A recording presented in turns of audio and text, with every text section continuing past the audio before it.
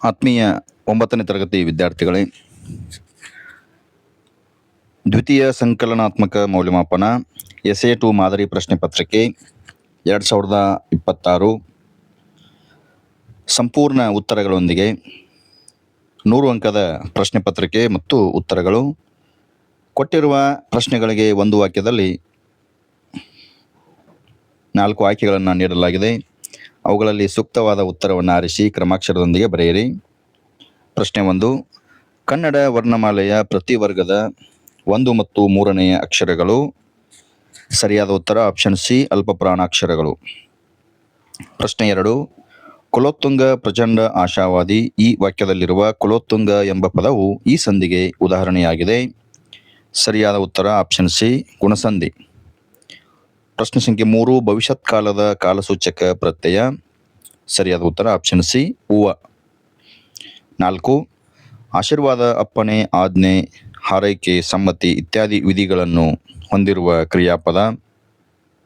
ಸರಿಯಾದ ಉತ್ತರ option D, ವಿದ್ಯಾರ್ಥಕ. ಪ್ರಶ್ನೆ ಸಂಖ್ಯೆ 5. ಗುಂಪಿಗೆ ಸೇರದ ಪದವನ್ನು ಆರಿಸಿ ಬರೆಯಿರಿ. ಸರಿಯಾದ ಉತ್ತರ ಆಪ್ಷನ್ ಬಿ, ಬೆಳ್ಗೊಡೆ. ಪ್ರಶ್ನೆ 6. ದ್ವಿತೀಯ ವಿಭಕ್ತಿಯ ಪ್ರತ್ಯಯ. ಸರಿಯಾದ ಉತ್ತರ ಆಪ್ಷನ್ ಎ, ಹಣ್ಣು. ಸಂಬಂಧಿ ಪದವನ್ನು ಬರೆಯಿರಿ. 4 ಪ್ರಶ್ನೆ 4 ಅಂಕಗಳು. ಈ ಪ್ರಶ್ನೆ ಸಂಖ್ಯೆ 7. ವರ್ಣ, ಬಣ್ಣ, ಕಾರ್ಯ, ಕಜ್ಜ. 8. ಧಾರವಾಡ ಅಂಕಿತನಾಮ, ಜನರು, ರೂಢನಾಮ. 9. ತೈಲ, ಎಣ್ಣೆ, ಘೃತ, ತುಪ್ಪ. 10. ಬೀದಿ ಬೀದಿ ದ್ವಿರುಕ್ತಿಯಾದರೆ ಮನೆ ಮಠ. ಇದು ಜೋಡು ನುಡಿ. ಕೊಟ್ಟಿರುವ ಪ್ರಶ್ನೆಗಳಿಗೆ ಒಂದೊಂದು ವಾಕ್ಯದಲ್ಲಿ ಉತ್ತರವನ್ನು ಬರೆಯಿರಿ. 7 ಪ್ರಶ್ನೆಗಳು 7 ಅಂಕಗಳು. 11. ಕಷ್ಟಕಾಲದಲ್ಲಿ ಸಹಾಯಕ್ಕೆ ನಿಲ್ಲುವವನು ಯಾರು? ಪಂಡಿತ. ಕಷ್ಟಕಾಲದಲ್ಲಿ ಸಹಾಯಕ್ಕೆ ನಿಲ್ಲುವನು ಪಂಡಿತ. 12. ಜಯಪುರದ ಪೂರ್ವದ ರಾಜಧಾನಿ ಅಂಬೇರ.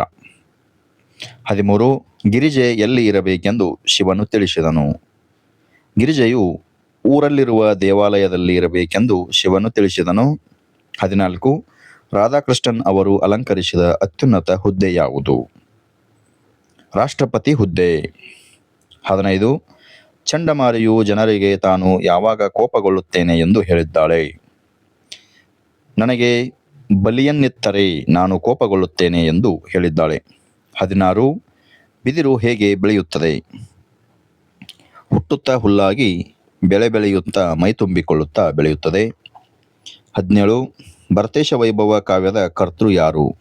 ರತ್ನಾಕರ ವರ್ಣಿ. ಮುಂದಿನ ಮುಖ್ಯ ಪ್ರಶ್ನೆ. ಕೊಟ್ಟಿರುವ ಪ್ರಶ್ನೆಗಳಿಗೆ 3 ಅಥವಾ 4 ವಾಕ್ಯಗಳಲ್ಲಿ ಉತ್ತರವನ್ನು ಬರೆಯಿರಿ. 10 ಪ್ರಶ್ನೆಗಳು 20 ಅಂಕಗಳು. 18. ಕಾರಂತರ ಹಾಗೂ ಶ್ರೀಪತಿಯವರ ಸ್ನಾನದ ಪ್ರಸಂಗವನ್ನು ವಿವರಿಸಿ. ರೈಗಳ ಮನೆ 4 ಕಡೆ ಉಸುಬು ಹರಡಿದ್ದ ಮರುಭೂಮಿಯಲ್ಲಿತ್ತು. ಮಧ್ಯಾಹ್ನದ ವೇಳೆ ನೀರು ಕಾಯಿಸುವ ಅಗತ್ಯ ಇರಲಿಲ್ಲ, ಏಕೆಂದರೆ ಉಸುಬಿನ ಕಾವಿನಿಂದಲೇ ನೀರು ಕಾಯ್ದು ಬರುತ್ತಿತ್ತು. ಕಾರಂತರು ಬಿಸಿನೀರು ಸ್ನಾನ ಮಾಡ್ತಾ ಇದ್ರು, ಆದರೆ ಶ್ರೀಪತಿಗೆ ಅದು ಆಗಲ್ಲ. ಹಾಗಾಗಿ ಅವರು ಕಾದಿದ್ದ ನೀರನ್ನು ಆರಿಸಿ ತಣ್ಣೀರಿನಲ್ಲಿ ಸ್ನಾನ ಮಾಡಿದರು. 19. 1000 ಮೂರ್ಖರಿಗಿಂತ ಒಬ್ಬ ಪಂಡಿತನೇ ಲೇಸು ಏಕೆ?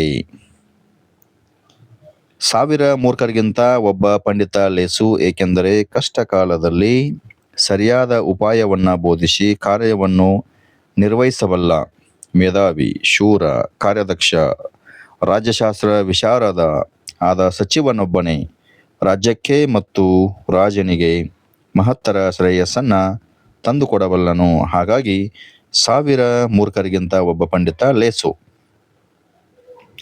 20. ವೀರಗಾಸೆ ಕುಣಿತದ ವೇಷಭೂಷಣಗಳು ಹೇಗಿರುತ್ತವೆ? ಬಿಳಿಯ ಪಂಚೆಯ ವೀರಗಚ್ಚೆ, ತಲೆಗೆ ಅರಿಶಿನ ಅಥವಾ ನೀಲಿ ಬಣ್ಣದ ರುಮಾಲು, ಕಾವಿ ಬಣ್ಣದ ಕಸೆಯಂಗಿ, ಕೊರಳಲ್ಲಿ ರುದ್ರಾಕ್ಷಿ ಸರ, ಹಣೆಗೆ ವಿಭೂತಿ, ಕರ್ಣಕುಂಡಲ, ಸೊಂಟಪಟ್ಟಿ, ಬಿಚ್ಚುಗತ್ತಿ, ಕಾಲ್ಗೆಜ್ಜೆ ಧರಿಸಿರುತ್ತಾರೆ. 21. ಭರಮದೇವರ ಗುಡಿಯ ಮುಂದೆ ಡೊಳ್ಳಿನ ಹಾಡುಗಳ ಕಾರ್ಯಕ್ರಮ ಹೇಗೆ ನಡೆಯುತ್ತದೆ? ಡೊಳ್ಳು ಕುಣಿತ ಜನಪದ ಕಲೆಗಳಲ್ಲೇ ವಿಶಿಷ್ಟ. ಶ್ರಾವಣ ಸೋಮವಾರ, ಅಮಾವಾಸ್ಯೆ ದಿನ, ಯುಗಾದಿ ದಿನ, ಪಲ್ಲಕ್ಕಿ ಉತ್ಸವ ತರುವಾಯ ಭರಮದೇವರ ಗುಡಿಯ ಮುಂದೆ ಡೊಳ್ಳಿನ ಹಾಡುಗಳ ಕಾರ್ಯಕ್ರಮ ನಡೀತದೆ. ಭಕ್ತರು ಮುಮ್ಮೇಳದವರಾಗಿ ಒಬ್ಬರು ಡೊಳ್ಳು ಬಾರಿಸುತ್ತಾ ಹಾಡು ಹೇಳುತ್ತಾರೆ. ಹಿಮ್ಮೇಳದಲ್ಲಿ ಹಲವರು ತಾಳ ಮತ್ತು ಕೊಳಲು ಬಾರಿಸುತ್ತಾ ಮುಮ್ಮೇಳದವರು ಹೇಳಿಕೊಟ್ಟ ಹಾಡಿನ ಭಾಗವನ್ನು ಹೇಳುತ್ತಾರೆ. ಸಾಮಾನ್ಯವಾಗಿ ಹಾಡಿನ ವಿಷಯ ದೈವದ ಮಹಿಮೆ ಅಥವಾ ಭಕ್ತರ ಕಥೆಯಾಗಿರುತ್ತದೆ. 22. ಕನ್ನಡಿಗರ ವಿಶೇಷತೆಯನ್ನು ಶ್ರೀ ವಿಜಯನು ಹೇಗೆ ಸಾರಿದ್ದಾನೆ? ಆ ನಾಡಿನ ಜನರು ಪದದ ಅರ್ಥವನ್ನರಿತು ಮಾತನಾಡಬಲ್ಲವರು, ನುಡಿದಂತೆ ನಡೆಯಬಲ್ಲವರು, ಅವರು ಅತಿ ಚತುರರು, ಓದು ಬರಹ ಕಲಿಯದಿದ್ದರೂ ಕಾವ್ಯ ಕಟ್ಟಿ ಹಾಡಬಲ್ಲ ಪರಿಣಿತ ಉಳ್ಳ ಬುದ್ಧಿವಂತರೆಂದು ಕೊಂಡಾಡಿದ್ದಾನೆ. 23. ಕನ್ನಡ ಮತ್ತು ಸಂಸ್ಕೃತ ಭಾಷೆಯ ಕುರಿತು ನಯಸೇನನ ಅಭಿಪ್ರಾಯ. ಕವಿ ನಯಸೇನನು ಸಕ್ಕದಮಂ ಪೇಳ್ಗೊಡೆ ನೆರೆ ಸಕ್ಕದಮಂ ಪೇಳ್ಗೆ ಶುದ್ಧ ಕನ್ನಡದೋಳ್ ತಂದಿಕ್ಕುವುದೇ ಸಕ್ಕದಮಂ ತಕ್ಕುದೇ ಬೆರೆಸಲ್ಕೆ ಘೃತಮುಮಂ ತೈಲಮುಮಂ. ಅಂದರೆ ನಮಗೆ ತುಪ್ಪವೂ ಬೇಕು, ಎಣ್ಣೆಯೂ ಬೇಕು, ಸಂಸ್ಕೃತವೂ ಬೇಕು, ಕನ್ನಡವೂ ಬೇಕು, ಆದರೆ ಎಣ್ಣೆ ತುಪ್ಪದ ಅಸ್ವಾದು ಮಿಶ್ರಣ ಬೇಡ, ಅಂದರೆ ಕನ್ನಡ ಸಂಸ್ಕೃತದ ಮಿಶ್ರಣ ಬೇಡ ಎಂದಿದ್ದಾನೆ. ಶುದ್ಧ ಕನ್ನಡದೋಳು ತಂದಿಕ್ಕುವುದೇ ಸಕ್ಕದಮಂ ಎಂದಿದ್ದಾನೆ ನಯಸೇನ. 24. ಪುಟ್ಟ ಹಕ್ಕಿ ಜಗದಂಗಳದಲ್ಲಿ ಹೇಗೆ ಹಾರುತ್ತದೆ? ಆ ಮೂಲೆಯಿಂದ ಈ ಮೂಲೆಗೆ ಸದಾ ಹಾರುವುದು ಪುಟ್ಟ ಹಕ್ಕಿ. ಭೂಮಿಯಲ್ಲಿ ಭುಜಂಗನ ಭಯ, ಆಕಾಶದಲ್ಲಿ ಗಿಡುಗನ ಭಯ. 25. ಲೂಯಿಸ್ ಅಟಾಯಿಡೆ ಪತ್ರದಲ್ಲಿ ಚೆನ್ನಭೈರಾದೇವಿಗೆ ಏನೆಂದು ಬರೆದಿದ್ದನು? ಪೋರ್ಚುಗೀಸ್ ರಾಜದ್ರೋಹಿ ರೊಜಾರಿಯೋಗೆ ನೀವು ಆಶ್ರಯವನ್ನು ನೀಡಿದ್ದೀರಿ. ಆತನನ್ನು ಕೂಡಲೇ ನಮಗೆ ಒಪ್ಪಿಸಬೇಕು. ಮೇಲಾಗಿ ನೀವು ಕಳೆದ ಹಲವು ವರ್ಷಗಳಿಂದ ಕಪ್ಪವನ್ನು ಕೊಟ್ಟಿಲ್ಲ. 1 ವಾರದೊಳಗೆ ಕಪ್ಪವನ್ನು ಕೊಡಬೇಕು.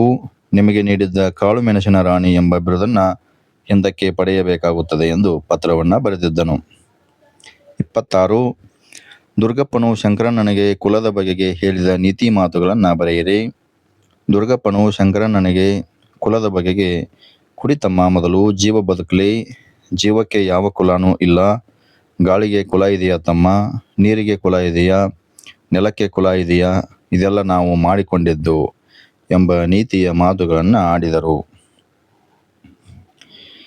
27. ನನ್ನಾಸೆ ಕವನದಲ್ಲಿ ಇಂದುಮತಿ ಲವಾಣಿಯವರ ಆಶೆಗಳೇನು ತಿಳಿಸಿ. ನನ್ನಾಸೆ ಕವನದಲ್ಲಿ ಕವಯಿತ್ರಿಯವರ ಆಶೆಗಳೆಂದರೆ ಬೆಳಕು ನೀಡುವ ಬತ್ತಿ ನಾನಾಗಬೇಕು, ಮರವಾಗಿ ಪುಣ್ಯವಂತರಿಗೆ ನೆರಳಾಗಬೇಕು, ಸದಾ ಚಿಮ್ಮುತ್ತಿರುವ ಚಿಲುಮೆಯಾಗಿ ದಾಹಗೊಂಡವರ ತನುವ ತಣಿಸಬೇಕು, ಅಳುವ ಕಂದನ ನಗಿಸಲು ಅಮ್ಮನ ಕಂಠದ ಜೋಗುಳ ನಾನಾಗಬೇಕು, ಮಾನವನ ಅಜ್ಞಾನತೆ ತೊಲಗಿಸಲು ವಾಗ್ದೇವಿಯ ಕೈಯಲ್ಲಿಯ ಗ್ರಂಥವಾಗಿ ಧನ್ಯಳಾಗಬೇಕು, ದಿಕ್ಕಿಲ್ಲದೆ ನೆರಳಾಡುವ ದೀನರ ಊರುಗೋಲು ನಾನಾಗಬೇಕು, ನೆಲಕ್ಕೆ ಬಿದ್ದು ಹೊರೆಯಾಗುವ ಮುನ್ನ ಅಂತ್ಯ ನನ್ನದಾಗಬೇಕು. ಮುಂದಿನ ಮುಖ್ಯ ಪ್ರಶ್ನೆ, ಲೇಖಕರ ಅಥವಾ ಕವಿಗಳ ಕಾಲ, ಸ್ಥಳ ಮತ್ತು ಒಂದು ಕೃತಿಯನ್ನು ಕುರಿತು ವಾಕ್ಯ ರೂಪದಲ್ಲಿ ಟಿಪ್ಪಣಿ ಬರೆಯಿರಿ. 2 ಪ್ರಶ್ನೆಗಳು, 6 ಅಂಕಗಳು. 28. ಹರಿಹರ. ಹರಿಹರ ಕವಿಯ ಕಾಲ ಸುಮಾರು ಸಾಮಾನ್ಯ ಶಕ 1200. ಈತನ ಊರು ಹಂಪೆ. ಈತನು ಹಂಪೆಯ ವಿರೂಪಾಕ್ಷನ ಪರಮಭಕ್ತನಾಗಿದ್ದನು. ಹರಿಹರ ಕವಿಯ ಪ್ರಮುಖ ಕೃತಿಗಳೆಂದರೆ ಗಿರಿಜಾ ಕಲ್ಯಾಣ, ಪಂಪಾಶತಕ, ರಕ್ಷಾಶತಕ, ಮುಡಿಗೆ ಅಷ್ಟಕ. ಈತನು ರಗಳೆ ಕವಿ ಎಂದೇ ಪ್ರಸಿದ್ಧನಾಗಿದ್ದಾನೆ.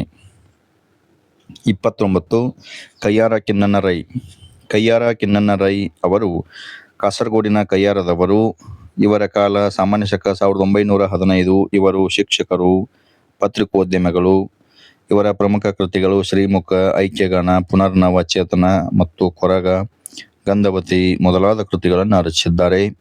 ಇವರಿಗೆ ಕರ್ನಾಟಕ ಸಾಹಿತ್ಯ ಅಕಾಡೆಮಿ ಪ್ರಶಸ್ತಿ, ಆಳ್ವಾಸ್ ನುಡಿಸಿರಿ ಪ್ರಶಸ್ತಿ, ನಾಡೋಜ ಪ್ರಶಸ್ತಿ. ಆತ್ಮೀಯ ವಿದ್ಯಾರ್ಥಿಗಳೇ, ಈ ಪ್ರಶ್ನೆ ಪತ್ರಿಕೆಯ ಸಂಪೂರ್ಣ ಉತ್ತರವನ್ನು ನಾನು ಡಿಸ್ಕ್ರಿಪ್ಷನ್ ಲಿಂಕ್ನಲ್ಲಿ ಕೊಟ್ಟಿರುತ್ತೇನೆ. ಅದನ್ನು ನೀವು ಡೌನ್ಲೋಡ್ ಮಾಡಿಕೊಂಡು ಓದಿಕೊಳ್ಳಿ ಅಥವಾ ಪ್ರಿಂಟ್ ತೆಗೆದು ಓದಿಕೊಳ್ಳಿ. ಪೂರ್ತಿ 45 ಪ್ರಶ್ನೆಗಳಿಗೆ ಸಂಪೂರ್ಣ ಉತ್ತರಗಳು